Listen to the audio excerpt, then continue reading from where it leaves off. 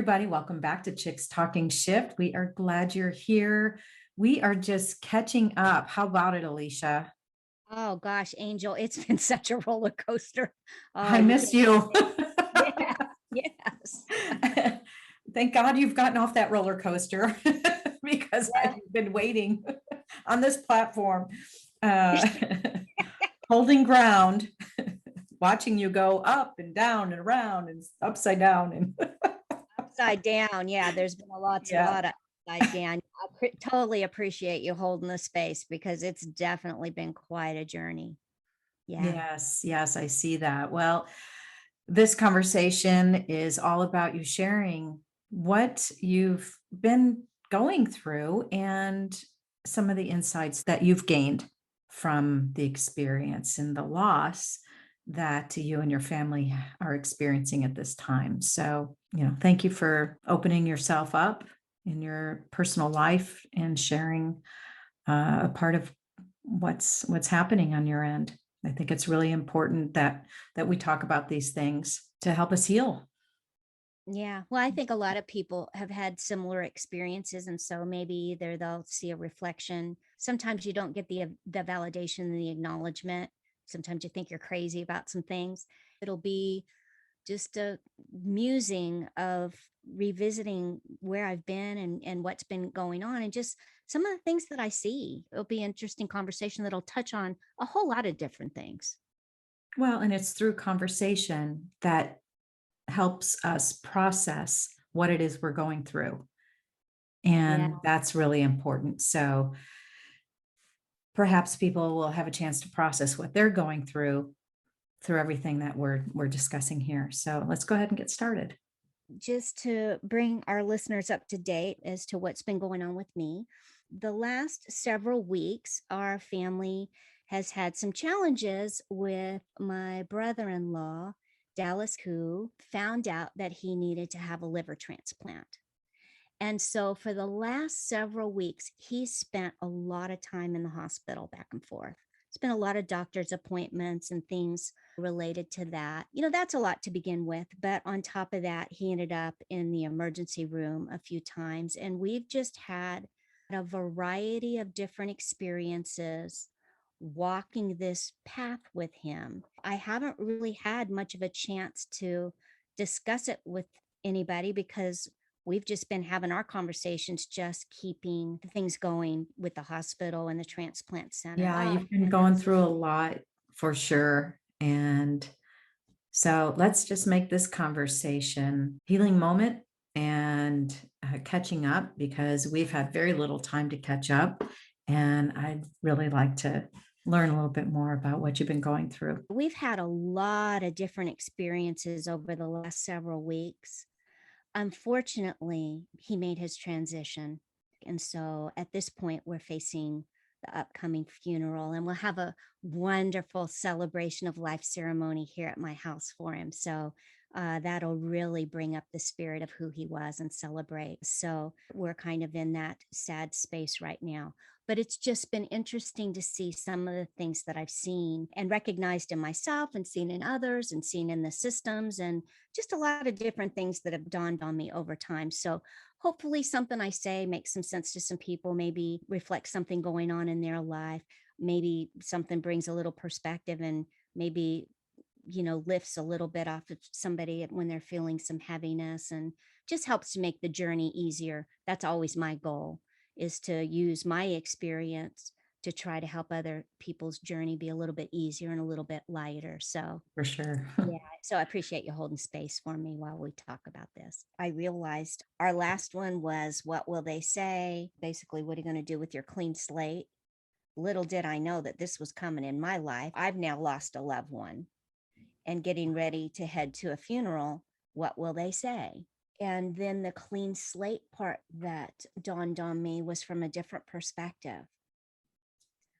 Whether she likes it or not, Cindy's slate has been wiped clean. She's Sometimes now life in does that.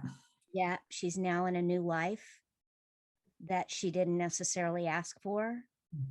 And she doesn't know who she is, how she's going to be. Well, change happens by default.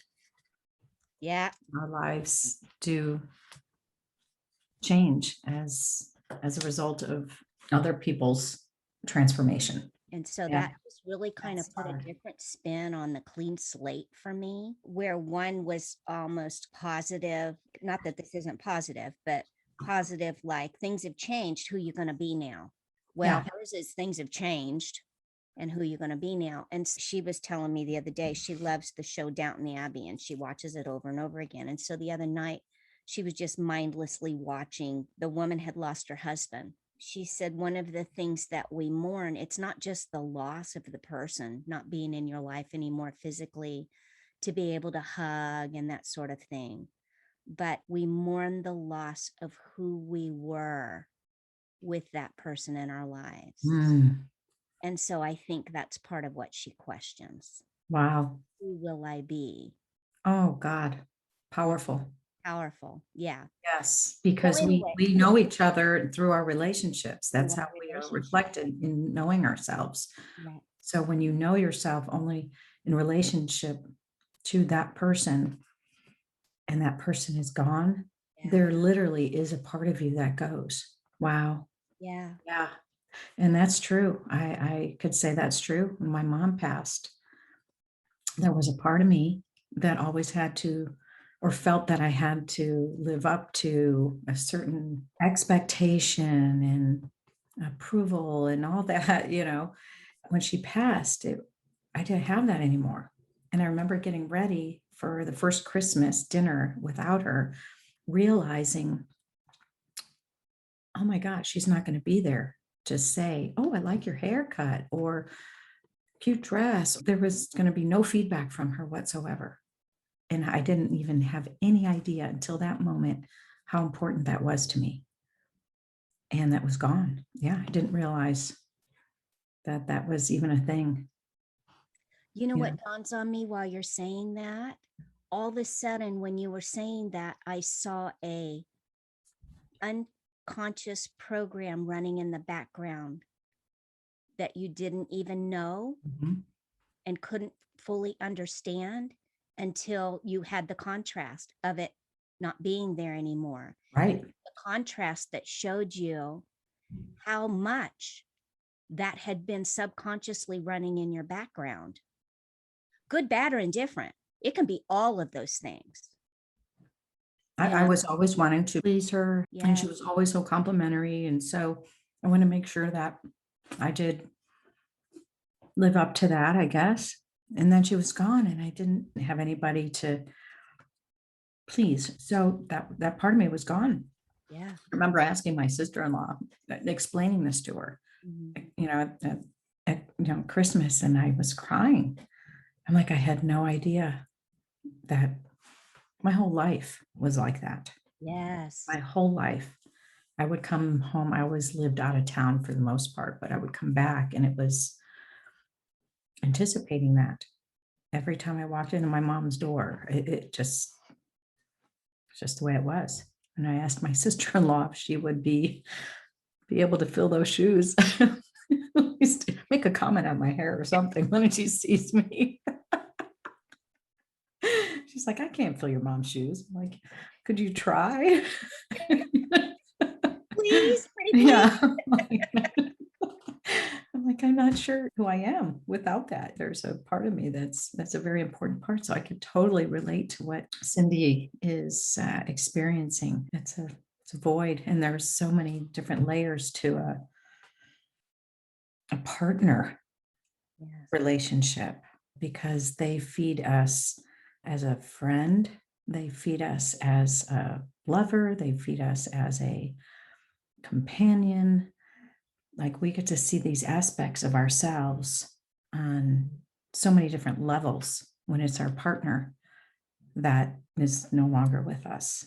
And so she's needing to know herself again. Yeah, who's she going to be in this new world? Because some of your comforts and your support systems are stripped away when you lose a partner or significant, a family member or something that's significant in your life during a time when you feel so vulnerable and you're just trying to live one day at a time, sometimes just a minute or an hour because of the waves of grief. And now you've got to do it alone without the supports that you had in place before. And so now you're having to exert extra energy to compensate for not having that person in your life at a time when you're already tapped out.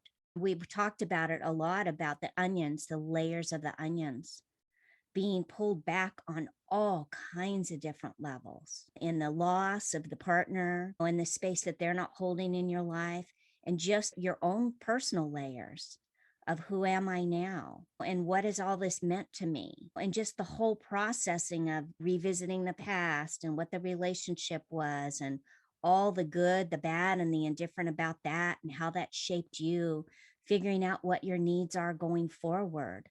What do I need now? And being in that vulnerable space of oftentimes not knowing, that, going through the void. Mhm. Going through the void, there are some things that you can know, but most of it not. And how to keep taking steps forward in the midst of not knowing. Sometimes you're feeling like you're going to fall apart. You don't even know that you can keep it together. That's the whole where we go, right? Of just being as present as possible and check in with yourself. What do I need now? I've told her, I said, the only thing that you need to be concerned about right now is taking care of yourself. You don't owe anybody anything right now. You just need to get through this and take care of yourself. What are your Self-care. needs moment to moment? Do you need to be at home by yourself when everybody else is reaching out and they want to come keep you company? When that doesn't calm your nervous system, you just kind of want a cocoon in a blanket or one of his old shirts, and let the screen flash in front of your eyes, mindless programs, while you just sit and just letting things pass through. It's so much. And finding ways to speak those things, because we all have different needs. We all mourn differently and we deal with issues differently, and we've all got different personality types. Some are introverts, some are extroverts. And so there's kind of this thing about people not wanting you to be alone. Well, for some people, maybe they don't need to be alone, but other people, that's all they want, to be alone. Sometimes, just projecting on people what you think they need. Maybe they said, if I ever got in this situation, this is what I'd want and this is what I need. Like me, I've not really lost. And so with all this loss that we've seen lately with Aaron Browning, we talked about grief in that podcast, the celebration of life with our podcast of What Will They Say? Your clean slate awaits, the follow up to Aaron's grief video. Now I find myself and my family in those circumstances. And I've often said, if I lost my husband, what might I feel under those circumstances? How would I feel about all the communications, about people wanting to come over? And I have a feeling that maybe I might be really internal in a loss situation that was real devastating to me. Finding courage and ways to say, I appreciate your offer, but I just want to be alone. For some of us, that's easier than others. And then they end up having an experience that they already didn't have the bandwidth for, because they couldn't find a way to say what they needed, because they thought it might bother somebody or hurt somebody, or they didn't have the energy to combat the other person's energy to get what they wanted. I know exactly what you're saying. I tend to want to be alone during times like that. I need time to process and feel the emotions. I'm a processor. I have to feel it. There's pros and cons to that, because after my mom passed, I did spend a lot of time alone. And I thought I was processing it until I went back to Chicago and was around my family again. When I saw my family members, I relived that pain that I didn't process with others. I only processed the internal pain alone. And so there were other people that were also grieving that probably needed to be together to grieve and mourn, to heal. And I didn't know there, I didn't even see the need for that until almost a year later when I was reunited with my family. There's obviously some healing that I didn't do. So I think being around people is very healthy, as well as having alone time, having that balance, Yeah. because you could really spiral down quickly Yeah. into a dark place if you're alone too much Yeah. after a huge loss like that, Yeah. and that deep mourning, grieving. It's not easy to pull yourself out, Yeah. and sometimes you do need the energy of others to do that. When I hear you say that, it brings a couple of things to mind. First of all, I think it depends on period of time, right?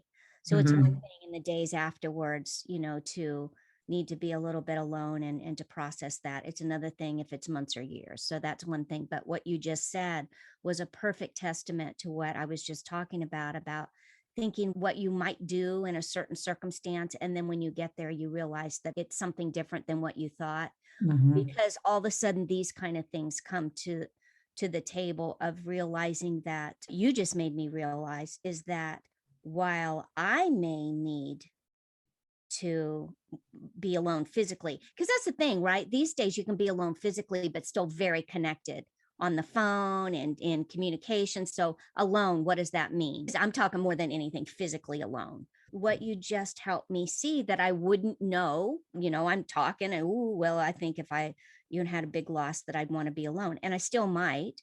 But these are the kind of things that come to the forefront of the fact that I'm not the only one grieving. You just helped me realize that if something happened to my husband, my daughter would be grieving as well. And so it's not just about me. Finding that balance of how to be true to yourself, know what your needs are, and meet those needs while also bridging that with the consideration of other people. And Yep. so that would cause me then to realize, oh, it might not be the way I thought that it would be at all, because now I know to think about things that when I was just casually, saying, well, this is what I think I would do, not realizing there's a lot of things you haven't thought of when you're just making a one off statement like that. There's so many layers that you're just talking, but you don't realize in actuality what the reality is of that.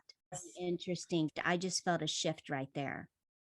And like, Yep. okay, it might be your tendency, but you might know that if and when you get there, you might need to do and be something else.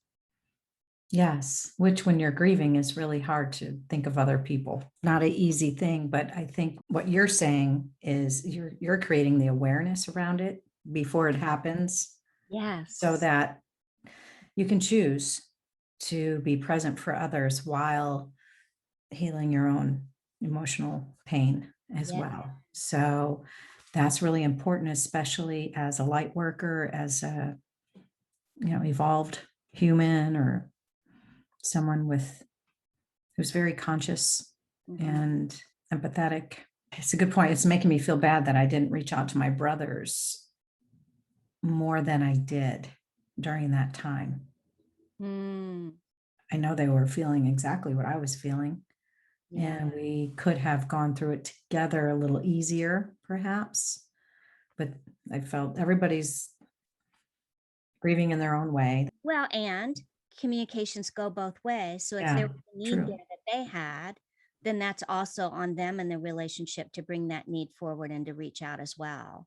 Interesting how just having the conversations can shift the perspective, and there's nothing you can do about what that was. You guys did what you needed to do at the Mhm. time. And now as you look at through it in different lenses, hopefully what happens is you gain a little bit of wisdom, like I feel like I just gained, because I felt the shift. I'm like, oh, Alecia, you just saw yourself grieving. You didn't think about anybody else grieving. You've had your hands full. Yeah. You've really been very involved with being there for them the past few months, Yeah. really on a Yeah. very intimate level. What you've been doing and the role that you've been playing has been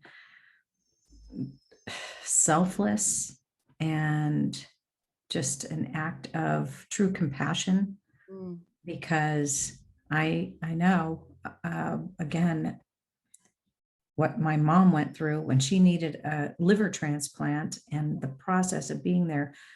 Well, it's been an interesting process because it's like I've spent a lot of time standing outside of myself, observing myself and others, which is always an interesting perspective, which has allowed me to kind of check in with myself. Okay, what are your needs? And knowing myself first, and then working the next layer out. Okay, so now that I know what I know about myself, this is what they need. And so, how can I be in that space with them in a way that serves them and supports them, while also being in the space, meeting my own needs as well, to make sure that I can, because it's, the whole thing about pouring from an empty cup, right? You can't really be there for others in a way if you're all tapped out.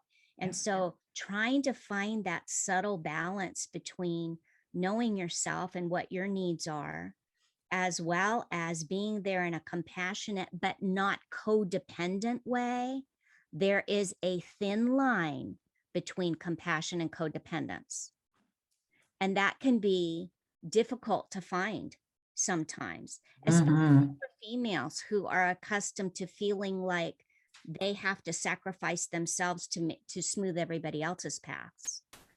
And so that's been some interesting stuff to work with, of trying to check myself. Are you getting in a codependent place? Are there boundaries that need to be set for a variety of different reasons? And what do you need to not be in a codependent place? Because when loved ones are tapped out, suffering, confused, maybe don't have some of the strengths that you do, it can be really, really easy to sacrifice yourself in thinking that you have to do and be everything so that they don't have to suffer. And you can't do that. You can't do that. And finding that line between when is it their life and the path that they need to walk, and allowing them the growth through the discomfort. Because if you try to be the spackle, right? If you try to be the spackle and fill in all the holes, then one of the things that happens is you deny them their path and their growth. And so, how to walk that in a conscious way with some wisdom and some insight and heart, and finding the balance between what's yours, what's theirs, when to let go, when to bring closer, when to allow space. It can be very sticky, a lot of murkiness, and trying your best to make the most compassionate decisions, allowing people their path, but also embracing people and being there for them and smoothing some things. It's very, very interesting. And so I've been able to kind of stand outside myself, observing, feeling like I'm making really conscious choices. Because what I find is that when you're making your choices very consciously, when you're making those sometimes life and death decisions and how things move forward, it requires a lot of consciousness, and bringing the consciousness to the table and being as grounded as you possibly can under the circumstances, which sometimes your best isn't very grounded at all. But, and using your tools, doing what you can to know yourself as you make those decisions when you get in the future. And, because we've had a loss, right? And there were a lot of medical decisions that were made, a lot of spiritual decisions that were made. And when you get in the future and you look back, a lot of it's hazy, because you were in constant stress, constant adrenaline, constantly responding to circumstances. It can be easy to look back and question yourself with guilt, almost a little bit like what you just did with your brother, of, ooh, maybe I should have been there more. Well, you can't tap into the feelings and the circumstances that you were feeling right after that. They're just a haze. You can forget some of the larger reasons that you made the decisions that you did, but it's really easy to look back and second guess, right? But when I was making those decisions very consciously, as best I could under the circumstances, that kind of ties it up with somewhat of a bow of, I know that I did the best that I could, and not having to revisit from a guilty or shoulding on yourself place of I should have. It really helps you very clearly know I did the best I could in those Yeah. circumstances. And there is no right or wrong. No. There's no right or wrong way to grieve or support another person. It's not everybody understands or copes with death the same way. It's just something that we have to understand. And rather than judging another person and how they're responding, or I can't believe they didn't call to check in and see how I'm doing, or, people tend to do that. Yes. And there's disappointment, and we really need to stop doing that. It's Because the people that did reach out surprised me. yeah. There were people that did reach out I hadn't heard from in years, who were genuinely concerned. So I know that the people close to me were also concerned. Mhm. They were just grieving like I was. Yeah, no guilt. I think that's just in my DNA. The Italian guilt is just there. You tell you don't have any I got to guilt. feel guilty about something all the time. What you say is such a good point because that's also been part of the process. I've seen families come together that really don't engage much, not because there's not a lot of love and connection, just because they live in different parts of the country. And so I'm seeing different family cultures come together: Black, white, religious, non religious, spiritual, city, country, poor, rich. I've seen a lot of yin and yang happening, a lot of contrasts. And some of those things have come to the forefront about differences in opinion as to how you need to engage, what needs to be said, whose responsibility, how often, those sort of things. And that's been the interesting part for me, is because although I deeply, deeply loved him, I inherited him. I wasn't his sister, I wasn't his mom, I wasn't his lover. I was just somebody that deeply adored him, and we just had a beautiful relationship. But at the same time, when you're working your way through hospital situations and emergencies, and what I told my sister in law and his sister and his niece and stuff is the fact that I am a support system for you. You are the ones that are deeply struggling emotionally. It's an emotional thing for me too, but not on the level that it is for them. And so I'm an advocate, I'm in support. And I'll tell you what, that is one of the things that I saw, is how important it is to have an advocate with you when you're going through something, Mhm. especially the hospital.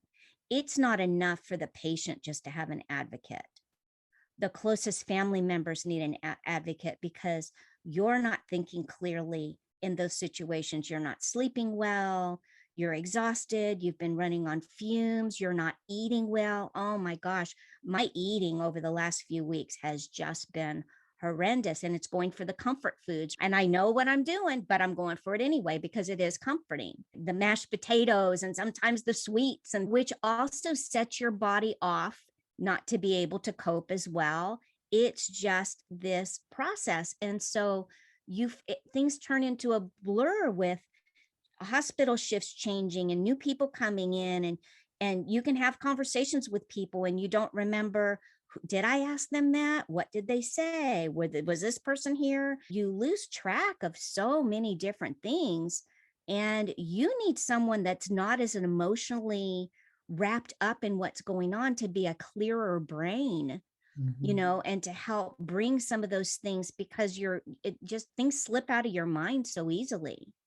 And so that's been one of the interesting things, is we've talked so much in our podcast about um, the pandemic and lockdown and the changes in the world. Oh my gosh, the changes that I've seen recently as I dip into these systems in a world that's coming out from the pandemic. It's not the same world.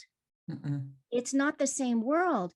He had liver issues, and we're at transplant centers, and in those situations, in a pre-pandemic world, there wasn't a whole lot of support, but there was some. There are, Ronald McDonald houses for children, but a lot of times there's some sort of support for long-term housing, because as you know, in liver transplant situations, that's a long-term thing. And so for people that are traveling hours, they're hours from their home, they need to stay because that person's touch and go a lot. And the hospitals, at least the ones that we dealt with, no resources at all.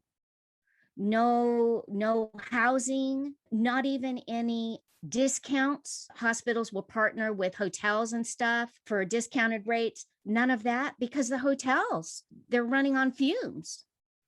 And so none of the support systems in place. And then on top of that, still with with some of the residue of COVID, of how many people can be in a room, how many hours a day can you visit? A lot of those things, which had us dipping into how difficult this last year and a half has had to be for people that have had family members that have been in the hospital with COVID or not with COVID, that their family members were alone. And, it's given us a deeper insight into what people might have been experiencing during that time. The same thing with hotels, even with hotels, they don't have the same services available anymore. So there's a lot of the support that's been there previously under a lot of situations where you wouldn't necessarily have to worry about as much, that aren't there anymore. I remember I lost one of my really good friends last September, and she went into hospice, and her husband was able to go in with her, but he's like, this isn't the hospice that I've been in before. He said, before, when I've been in hospice with people, it has been such a warm place. They just want you to be comfortable and be there with your loved one to love and support and bear witness to the process as they transition. But usually there's a kitchen stocked with drinks in the refrigerator and snacks and things to eat, and volunteers are bringing warm dishes and crock pots full of stuff. In this situation, refrigerators were bare. There was no food. It was COVID. No, people still didn't know a whole lot of things. So it was a naked, empty space with not the usual comforts. So there's been a lot that shifted, and it doesn't mean that it might not go back to that. But I think of the millions of people that have suffered with their loved ones being in the hospital, not being able to see them, and the healthcare workers. That was another thing. The healthcare workers, my sister-in-law said, Alecia, she said, it's so interesting. I notice in the hospital that all these healthcare workers are really young with tattoos and stuff, which is a different environment. She loves talking to people and getting to know them. And so she'd always say, so what's your name? Where are you from? And get a little bit about them. She said, Alecia, 8 out of 10 of the nurses are traveling nurses and young nurses. A lot of them have their graduation from nursing school was accelerated because of the issues that we've had in nursing. We already had a nursing shortage. COVID did worse because a lot of people decided that they were going to retire, and now was the time to retire. And then others that were stressed, the PTSD that our healthcare workers will suffer from long term. I cannot imagine. It Yeah. will affect them for the rest of their lives. It has changed the look and feel of healthcare.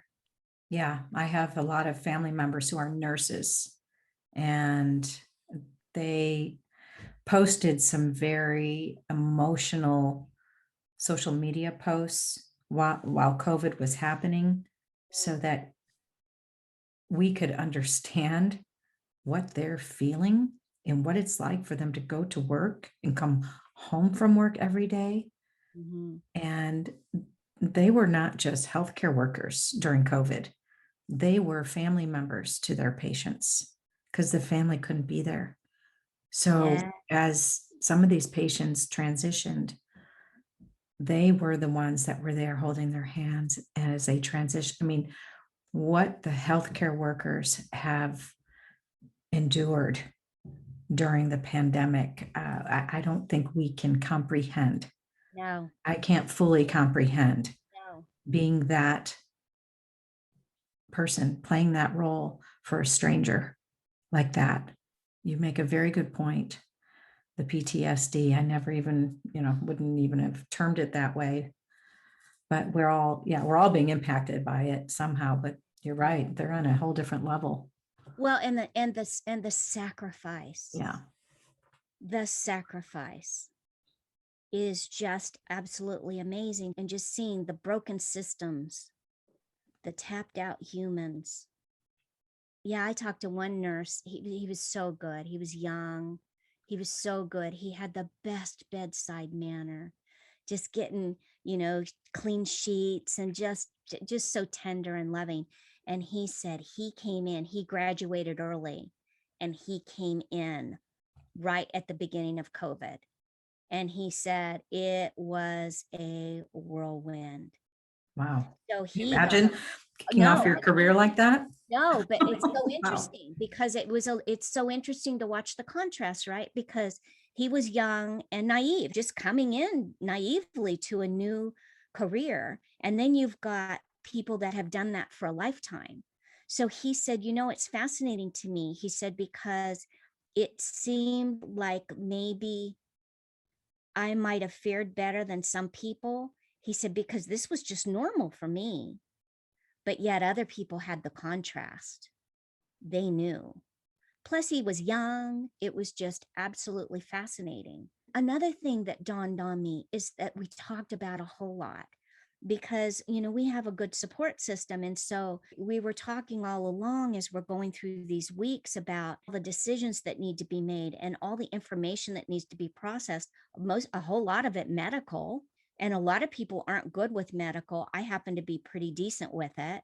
So I'm a good translator. I can watch data, labs, and things like that. And I've got a sense of what's going on because the system doesn't tell you very much. I don't know if it's just because they know that the general public doesn't really understand anyway.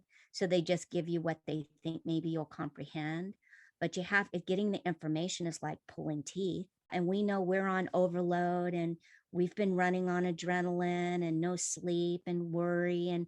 And so we've had a lot of conversations about the whole COVID thing, about how do people navigate these systems without assistance? What do you do when you're an elderly person that your cognitive abilities maybe have slipped a little bit? You don't remember things so easily, or you're sick and you're just trying to take care of yourself and get you or your loved one through circumstances, or you're non-technical. So many things right now rely upon technical abilities, phones and texts and internet and that sort of thing. Or even more, the circumstance that we had was he was disabled. He lost his hearing 2 years ago to bacterial meningitis, lost all of his hearing and had to get cochlear implants, but they were right before COVID lockdown.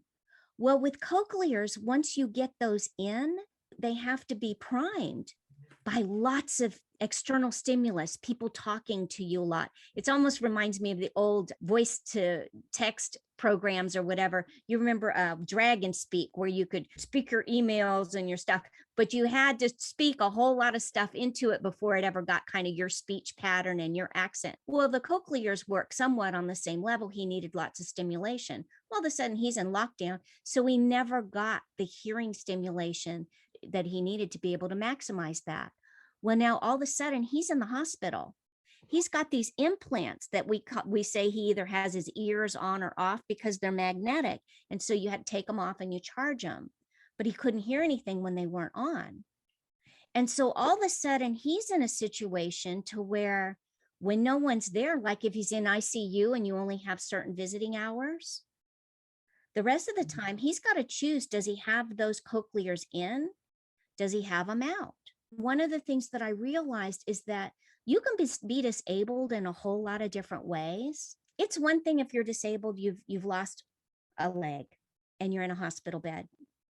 You can still understand everything that's going on.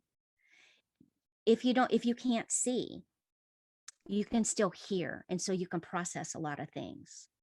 When you can't hear, you're locked out of your own process. And I'm thinking about all these different people working their way through hospitals, doctors, insurance systems, all the different things, and thought, How do people do the phone trees? Phone trees that give you answers that aren't even the answers that you want. And then you go and you can't ever connect to a human, or you get disconnected after being on hold for 3 hours. All of these things are so stressful. And I looked at it and I thought, what do these seniors that are alone do? What do people that are sick that are alone do? There's been a lot of people you and I have talked about having friends that were on lockdown alone. What happens when they're sick and working their way through something? A lot of these systems have no humanity in them. They're technical, they've lost humanity, and we're tapped out, burnt out humans right now that are also missing a certain amount of capacity. Well, Alicia, I know you don't know this, but when I got to Chicago, I guess I got here on Thursday. I started having like abdominal pains again, weird. And so I thought, okay, if it's what I had before, I just need some antibiotic. I have to go because of my insurance. I had to go to ER because my insurance is out of state. So I went to ER Saturday morning. I was there for 3 hours. They ran test after test after test, the blood work, the CT scans, you name it. After 3 hours, the doctor finally came in to tell me the results of all the tests. And she said, we didn't find anything. You're fine. And I'm looking at this woman, doctor, and she's looking at me like I'm a hypochondriac. I'm looking at her like she's completely incompetent because I'm like, I'm not making this up. I didn't spend 3 hours of my day on my vacation in ER because I'm pretending to have these severe abdominal cramps, right? Not once. I said, not once did anybody put their hands on me the entire time I'm here. You are going merely on what science is telling you, and you're not even listening to what I'm saying or Yeah. even had taken the time to touch the area in which I'm having these severe pains. Nobody has even touched me. Nobody even came near me to touch me except to take my blood pressure. And I thought, this is the medical system. Yes. This is our medical system. My blood work is normal. Everything's normal and great. So you must be Nothing's fine. wrong. Nothing's wrong. Nothing's wrong. I'm like, okay. It's so broken. They have gotten so attached to the analytics and the Data, statistics of the data and the science. technology. Oh, There's Angel, no humanness. there's I'm no like, humanity. It's so true what you say, Angel. It's a conversation that we've had because one of our friends' father was a doctor, but he was like the old timey doctor, right? The kind that looked in your mouth and your ears, and he touched this and he da da da da da, and he listened to that and he looked at this, and he could read the body. He didn't run a bunch of tests. That wasn't how it was back then. He could read the body. He could tell by the way that it felt, by the way that it looked, and by the things that you said as he asked questions about what you're feeling.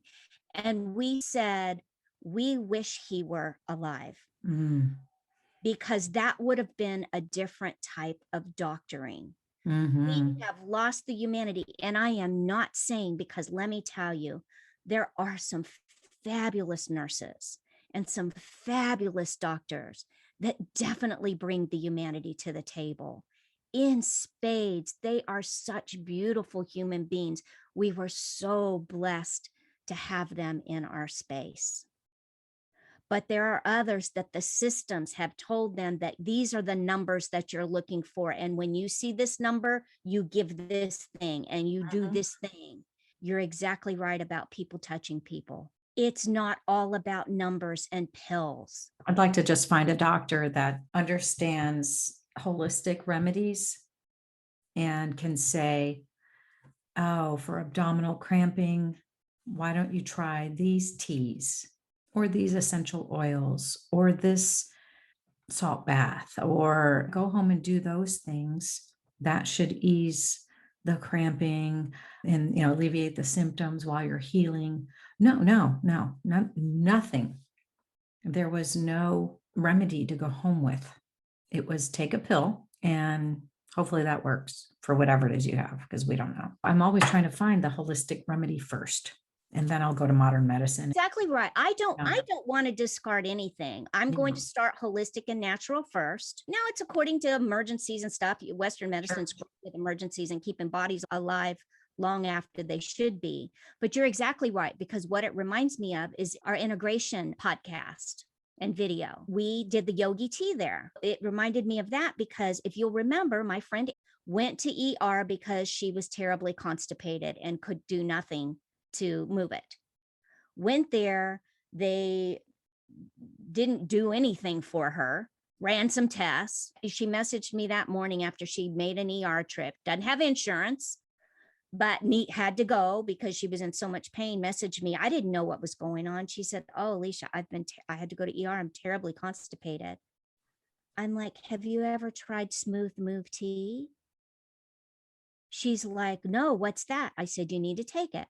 My friend took it when she was being treated for cancer, and I think that it might get things going for you. She said, "I'm at the grocery store right now." And so she found the tea, $4.89, took it home, drank the tea, and within several hours had exactly what she needed. She said, $4.89, and I'm going to have an ER bill coming for thousands of dollars when they did absolutely nothing. They didn't do what you just said of, "Oh, well, maybe you can do this." She said $4.89. Or They don't do learn that in medical school, they don't learn, unfortunately. they learn Yeah. pills. They learn Mhm. pills and numbers. Yeah. They don't learn that in medical school. But That needs the to change. That's, I think, something that needs to shift. the I'd like to humanity see. that's missing, because one of the things that we've also talked about is in the midst of it being our circumstance, we've also seen where sometimes we're placed in circumstances to make a difference potentially to others.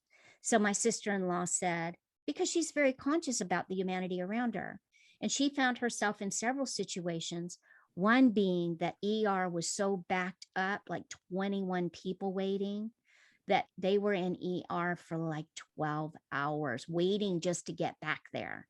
Wow. And she looked around her and she noticed a few things. There was one man who she could tell that he didn't look like he was feeling very well. And she said, "Are you okay?" And he said, "Truthfully, no, I'm not. I've been sitting here for 8 hours. I'm diabetic and I haven't had anything to eat. There's nobody in sight." And she said, "Well, I just got this cookie from the snack shop." She says, it's unopened and everything. Is that something that would be helpful?" And he said, "Yeah." And so he took that. But she said, "I feel like I was kind of there for him. I don't know why he wasn't talking to the station or whatever about this is my circumstance." But there was a bunch of them. There was another woman that was in a wheelchair and she was having a terrible time with dry heaves, and it caused her to soil herself in her wheelchair. She was freezing. They just left her sitting there. Cindy's like, the woman kept saying she was cold. Cindy went to the nursing station and said, "This woman is sitting here. She's obviously sick. She soiled herself. She's freezing to death. Do you have a blanket? Can you do something for her? Give Jeez. her some dignity." We're missing the humanity. I don't know what it is exactly about these systems and the way that they're working. I know part of it is that they are just overloaded. The humanity that's missing in the systems, we've got to get that back. Another thing that I wanted to talk about is how these situations feel so uncomfortable. But what do we know about discomfort? Discomfort also means that there's probably change in the air, right? And so that's one of the things I've seen a lot is being stretched with discomfort and fear, but being in situations to where you don't really have another choice and you have to, and Mhm. what you find on the other side when you look back at the growth of what you've just experienced. And so those are the silver linings in the midst of it, it feels terrible and it's scary and all of that. But when you meet the challenge because you have to, and you walk through it, when you get to the other side, there's a lot of pride of, first of all, I didn't know that I could do that. And secondly, look at what I know now. Look at Mhm. the skills and the experience that I've had that has brought me to this place and expanded me in ways that are so good. That's been an interesting thing. You're noticing that in yourself through this Well, I've process? seen, truthfully, one of the things that you said recently in one of our podcasts is you used the phrase having courageous conversations. Mhm. And that phrase has stuck with me ever since then. And it's really had me walking with the thought of courage. What does courage mean? And how often do I have it? How often do I not? And where do I see courage around me? And that's one of the things that I've seen. I have watched my sister in law be in some very scary situations, both emotionally, mentally, as well as physically. She's a girl, she lives in a small city, small town, not even a city. And being forced to go to a larger city, Cincinnati, Ohio, which, to her, that's a big city. She's not used to driving in the city, doesn't use technology like GPS and stuff.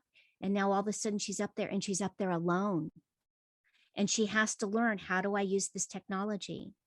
How do I get back and forth to where I need to be with my love? And I can only be with him 2 hours a day. And finding her way and seeing her stretch herself and step in very courageously to do some things that she's never done before. And all of us having courageous conversations with healthcare staff, with one another, as we have the conversations to talk about the expectations of, it doesn't feel like you're communicating with me to meet my needs. And then also talking about, well, that might be something that meets your needs, but what happens when it's out of bounds for the other person's capacity? So if you're like one that wants to text and get all the information by text, but the other person doesn't use their phone very often, you're asking them to be and do something that they don't have the capacity necessarily to do, especially under situations where you're tapped out.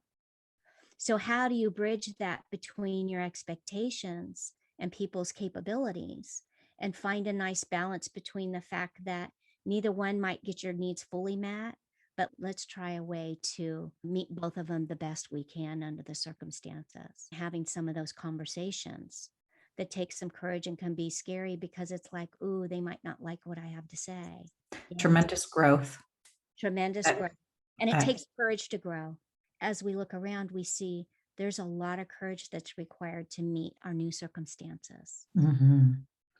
and to step into our new self. I've Yeah. loved, hearing about what's been happening internally, what your insights have been, and what you've gathered from observing the situation and the systems and processes, and bringing to our awareness what you've noticed. So thank you for the report from out in the field, Alicia. Alicia Rice on the medical current state of the medical industry. But yeah, you've been through a lot. Your family's been going through a lot, and with deep sympathy for all of that. Yeah, definitely. Definitely. Yeah. This is kind of like a life chat. It's- Yeah, this is a live chat. this is, yeah, We'll life. call it that.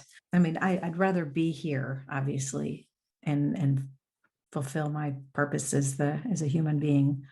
But I also know it's the other side is really where real life is. This Mm, is this is a very temporary place, and I think the real world is when we transition. I look forward to going there again someday, but I hope it's a very, very long time, and I can fulfill a very healthy lifestyle while I am here. But it does make us look at our own mortality. Anytime we're talking about someone passing and transitioning, you can't help but think of your yes. own life. And so through this conversation, of course, I'm reflecting on myself. So yeah, thank you so much. It was really good. Enlightening as always. Yeah, it's definitely real and what's going on. I'm just in the fresh days of this, so it'll be really interesting as we move forward. Oh, it's so beautiful. I'm so excited.